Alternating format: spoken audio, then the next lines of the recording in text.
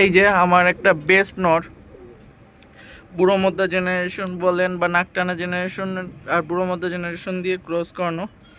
তো এটা মাঝখানে পড়ছে, বাট আমার লাইফের সেরা একটা কবুতর।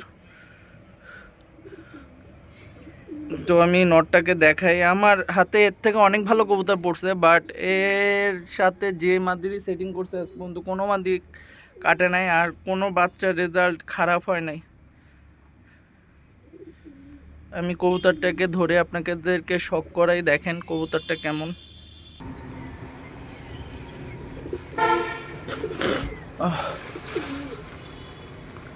এই হচ্ছে কবুতরটির চোখ।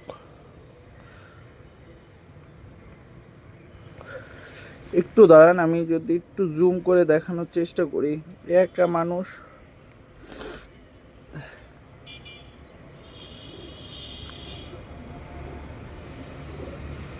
এই হচ্ছে কবুতরটির চোখ।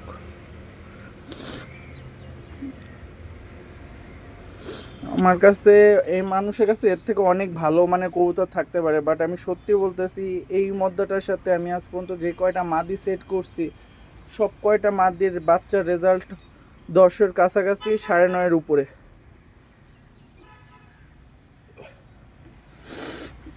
কবুতরটি যদি পাক দেখাই,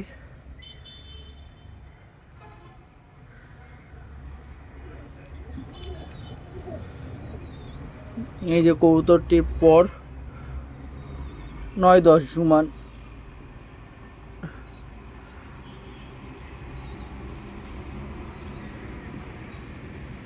কবুতরটি ইন্ডিয়ান একটি কবুতর, একটা না বন্ধ লেজের কবুতর বা বন্ধ খোলা লেজের কবুতরের ভিতরে মাঝখানে পড়ে, না বন্ধ না খোলা, এর মাঝখানে একটি কবুতর।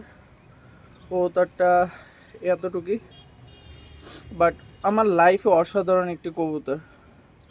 আমি যখন এদের বাচ্চা কাচ্চা দম উড়াবো, আর এদের বাচ্চা কাচ্চা বের হয়েছে উড়াবো কিছুদিন পর আপনাদের সাথে শেয়ার করব।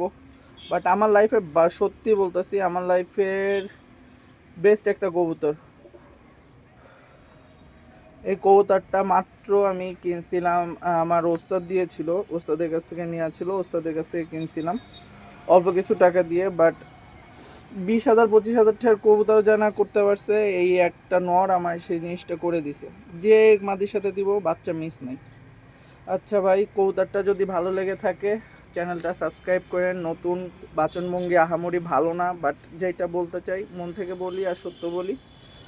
আমার পেজের সাথে থাকেন, সামনে টুর্নামেন্ট আছে, কিভাবে আমরা হাই ফ্লায়ার কবুতর কীভাবে ট্রেন আপ করি, কীভাবে হাই ফ্লায়ার কবুতরের টুর্নামেন্ট হয়, এগুলো জানাবো ইনশাল্লাহ। আসসালামু আলাইকুম, ভালো থাকবেন।